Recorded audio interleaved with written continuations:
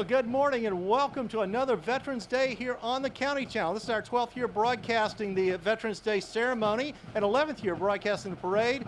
And we can't wait to get started. A little bit cold outside. Right now, the Beaufort PD is coming up behind me in the color guard. So I'm going to step off camera and we will have the Beaufort PD leading off the Veterans Day parade.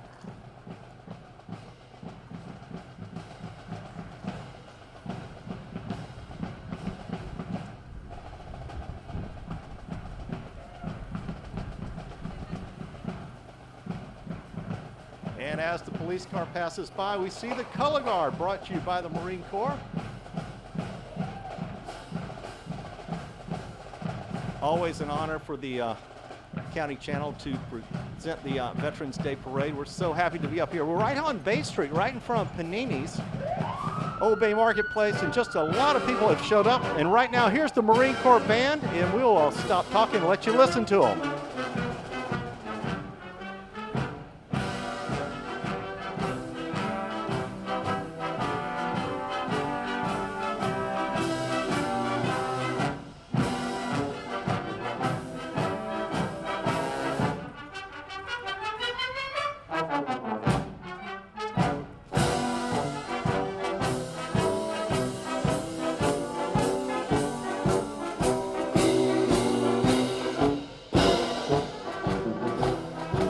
And always a pleasure to have the Marine Corps Band at the Veterans Day ceremony. It's always a privilege since they're right here in town.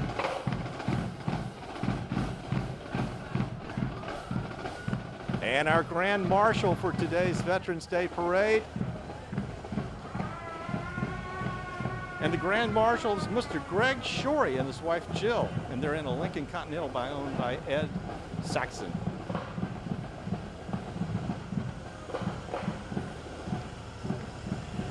And our 1970 mule. It's a mule. It's a mule. And our classic Jeep. They're in a parade a lot. It's our classic Jeep.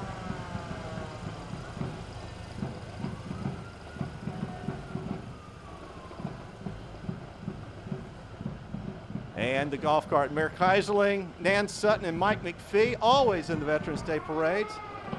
Good morning, guys.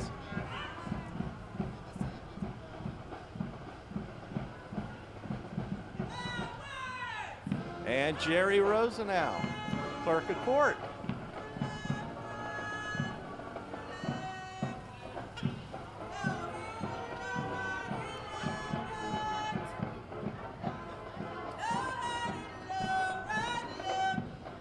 And ROTC, Marine Corps ROTC.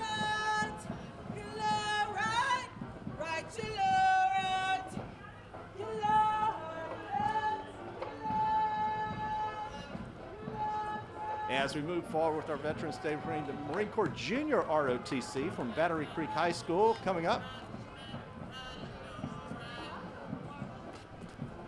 It's so great to see all these young people getting involved in the military this early. And always a pleasure to have them in the Veterans Day parade.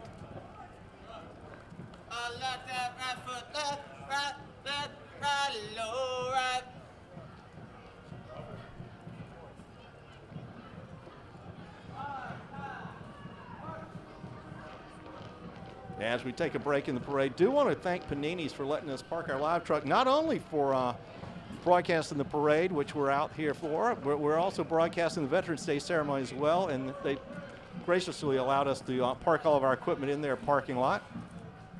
As the parade moves along, coming in front of Old Bay Marketplace, the Parris Island Young Marines coming into view right now.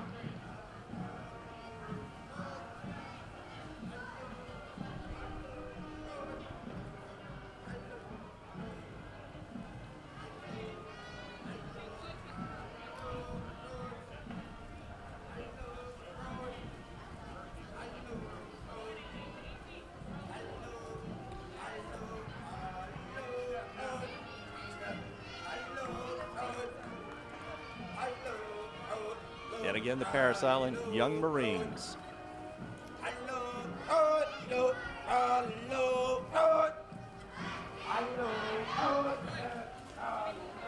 As we right on through. The Beaufort Water Festival is showing up. And these are the Pirettes.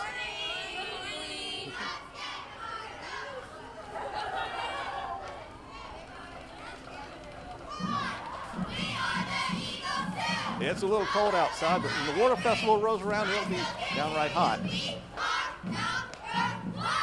Here are the Beaufort Eagles cheerleaders. We'll see them later in the Veterans Day ceremony, I'm sure.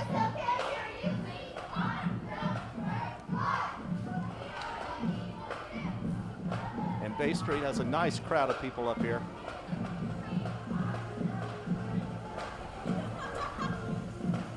Bolden Elementary School. This is from Laurel Bay. And now the Beaufort High School Marching Band.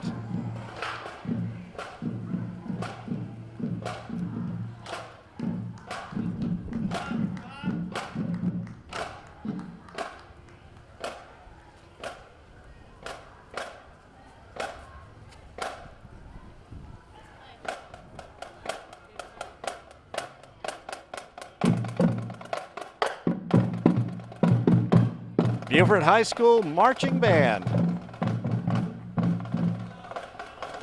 As the parade continues, the American Legion coming into view.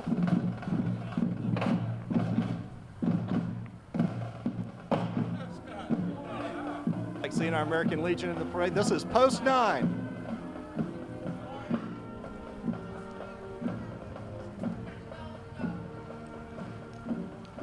And some more of our dignitaries in the parade here.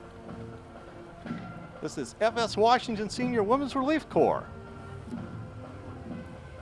Followed up by coming into view right now, more military support groups.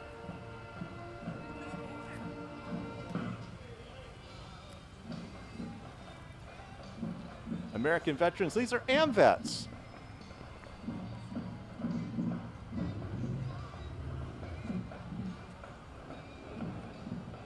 And as AMVETS passes out, we got the Wallace Auxiliary number 2.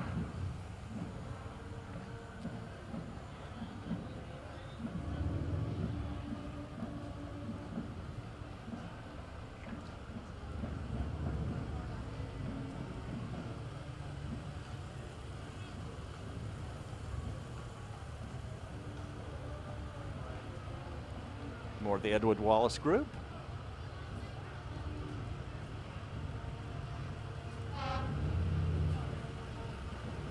Sons of Union Veterans of the Civil War. Wallace Camp 21 and Reverend Dr. Elijah Washington, Commander.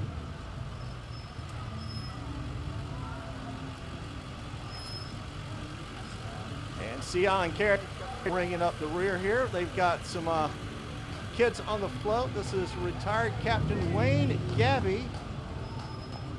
Gravenbauer. I had to think about that. Thank you. And the horse behind him. And a motorcycle continues. And our classic cars that are always in the parade coming into view as well, with this classic Mustang leading the way. It's a beautiful Carolina edition right there, followed by a Hudson. You don't see too many of those. They were used a lot in NASCAR racing. The Hudson Hornet.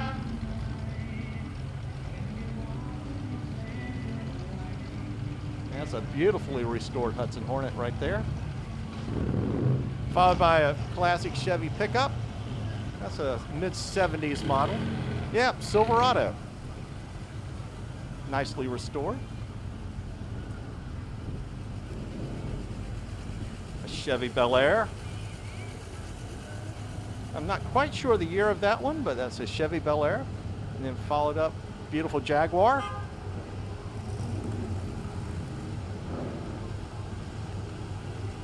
Next one in line is a classic Camaro. And then the next one I really don't know.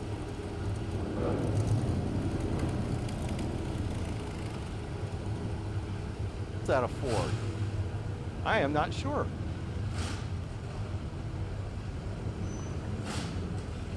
Actually, I believe that is a, I am not sure. I'm not even going to venture. Another Chevy Silverado. I'm sure somebody will write in and tell us exactly what that vehicle was. There's a Plymouth. And this is a Superbird. Another classic NASCAR racing thing. This was actually outlawed by NASCAR back in the early 70s. Nice rat rod.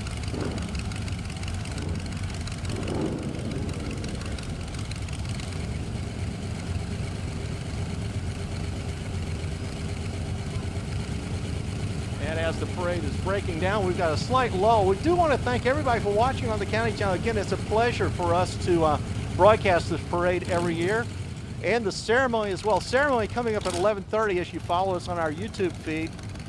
And we will be rebroadcasting the ceremony on Monday night, as well as rebroadcasting on Friday night as well. And the Land Rover, I believe, right now in the shot, if I'm not mistaken. And another classic Land Rover. This is a right-hand drive Land Rover, so this is the real deal right here. That's one of those that you really want to get a hold of and take it out in the woods. As our parade is starting to move just a little bit, we're coming up on some motorcycle groups, and always the motorcycle groups helping out our veterans and just showing the utmost respect for them.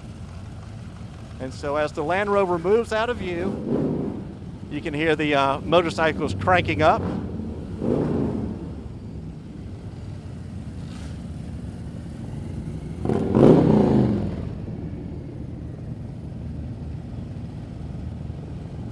And always love to have the motorcycles in the parade, and always such friendly people as well. Just waving for the camera. And then we never want to forget our first responders. And the first responders are a very important part of the Veterans Day Parade. We just want to take care of the first responders. And as you see, their color guard is coming up, followed by the Beaufort Port Royal Fire Department. And they're coming into view right now.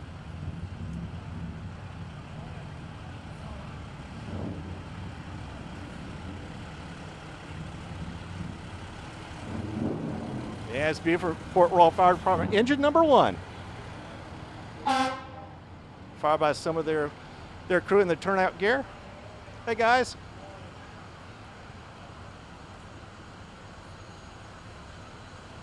Then we have Burton Fire Department following up with one of their ladder trucks.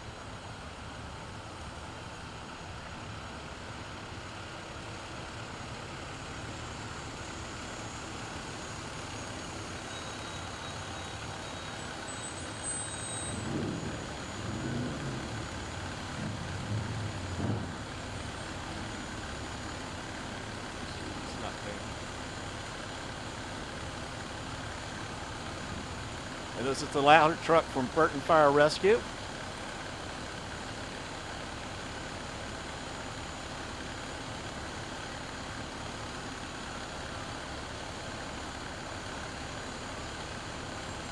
Yeah, it's a beautiful ladder truck.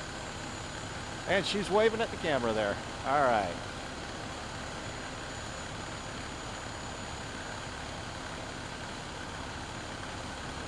As again, we have a small lull in the parade. Do want to encourage you, you've still got time. At 11:30 this morning, the ceremony will start in Waterfront Park. So you got time to get down to the parade as the crowds are starting to move by. We're waiting for some of the parade participants to break down as well. And as they do, these trucks will start to move on through. Of course, following the Burton truck, you have the ladder truck here, and Port Royal has one of their snorkel vehicles in the parade.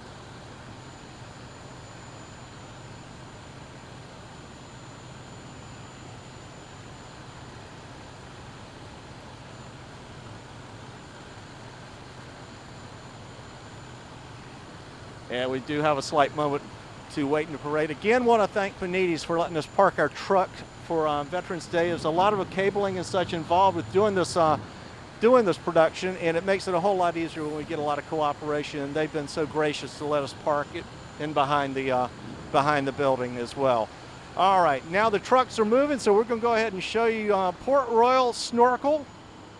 And this is Portwall Tower unit, and they're used for high-rise fires and such as well. And so we do want to thank those guys for being in the parade.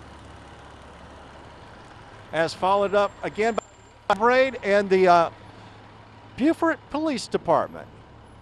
And they are wrapping up the parade with three or four of their vehicles as well.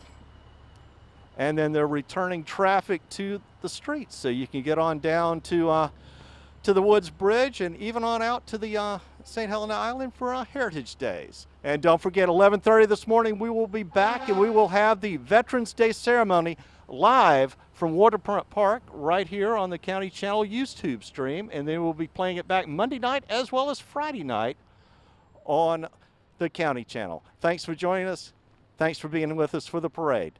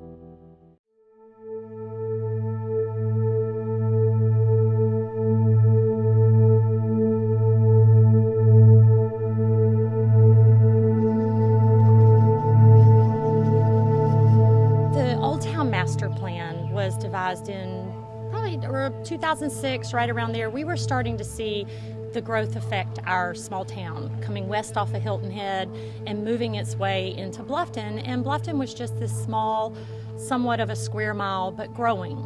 So we decided to put some money and a lot of our efforts into what is called the Old Town Master Plan. It was adopted in 2006, and it really is a blueprint for all of our policies, improvements in our historic district. So the Garvin House is behind us. It is a historical structure. It's probably the last freedman's cottage that's on the river. So you look at it and people think, tear it down. Well, again, if you go back to this Old Town Master Plan, it would tell you, enhance your structures. Put your time and effort and your money into places that can't be duplicated. My wife and I live here in Bluffton, and this has been a piece of property that we've looked at since about 2008, and before the restoration and renovation started, and something that we've been interested in seeing progress over time. Well, it's very interesting. The house has been called the Garvin House for just kind of folklore vernacular. And as Melanie Marks, my wife, went through the genealogy, it became clear that his real name was Cyrus Garvey, but through transfer of deeds and the way people wrote things, that his name is actually Cyrus Garvey. But it took on Garvin, and at times you see Garvin, at times you see Garvey, but his real name, as you track back his family and so forth, is truly Cyrus Garvey. You know, the history says that he built the house in 1870, shortly after, his freedom, on property that belonged to Joseph Baynard, who was a plantation owner. His summer home was here on this property, but his plantation was near or possibly in the bounds of Palmetto Bluff, the development.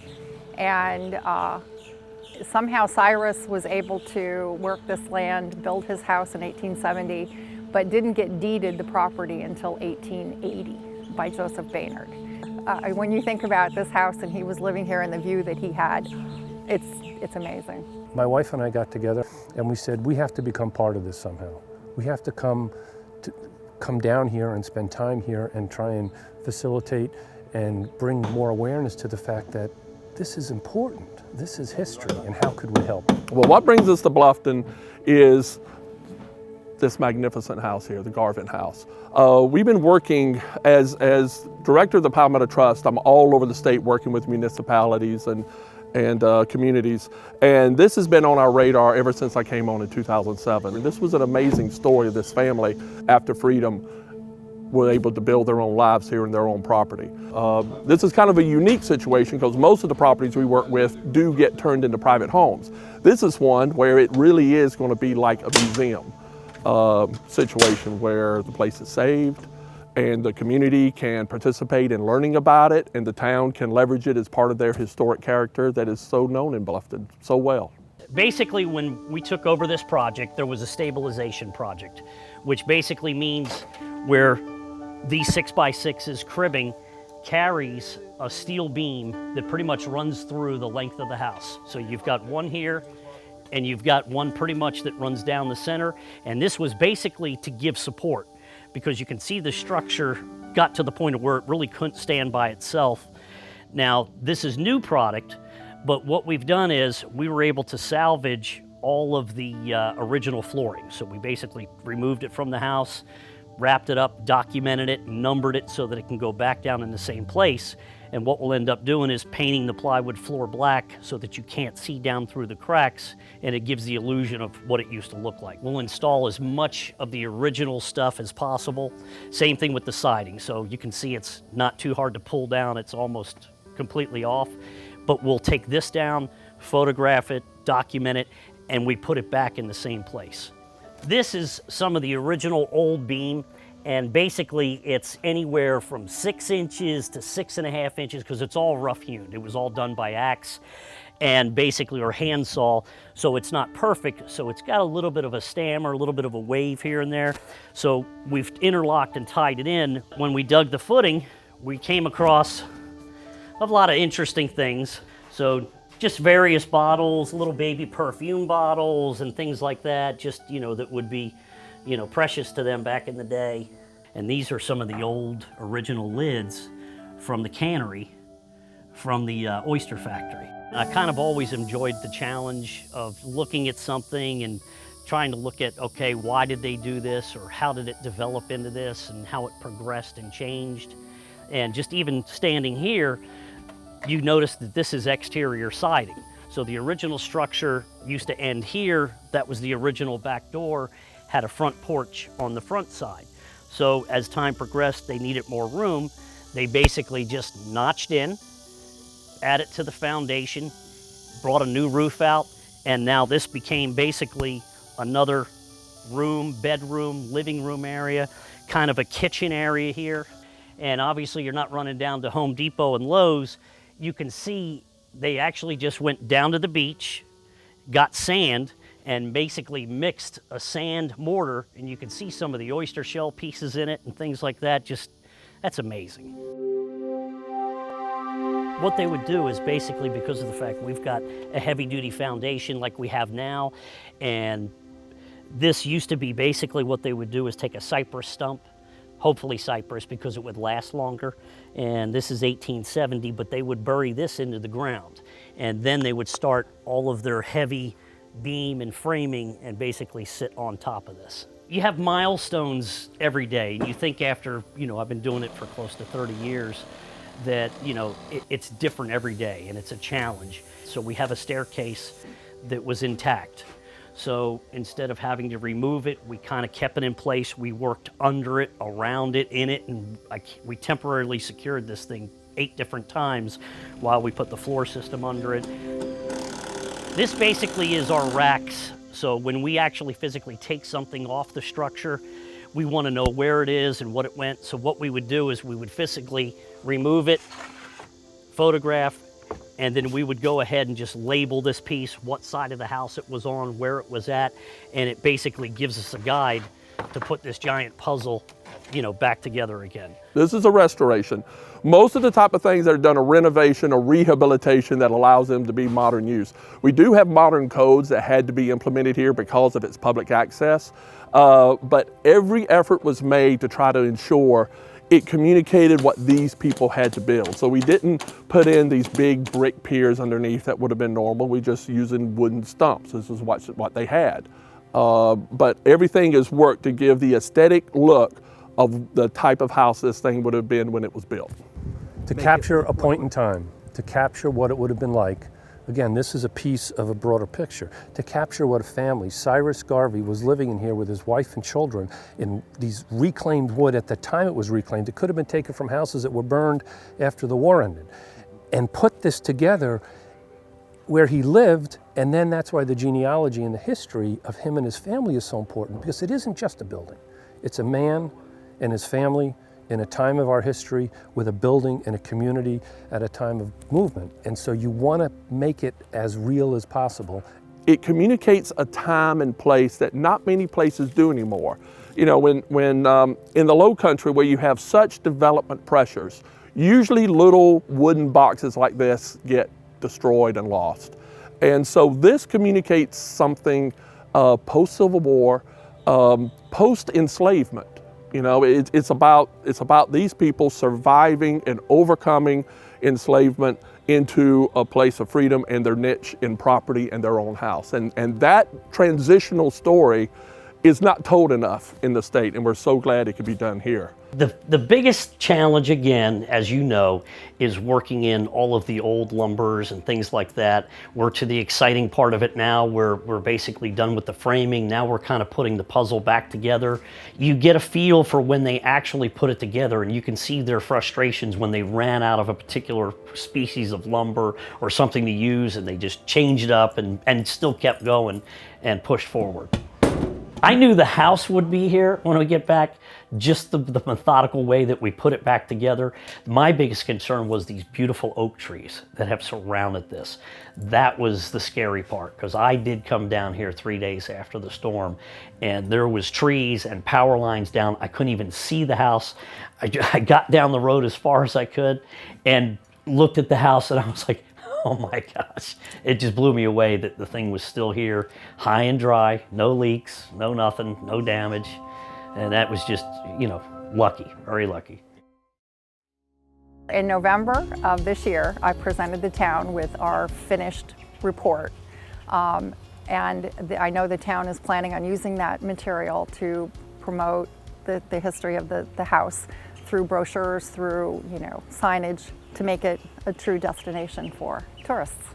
I think we have to applaud the Bluffton Preservation Society for knowing the value and of the historic integrity of this house for the town.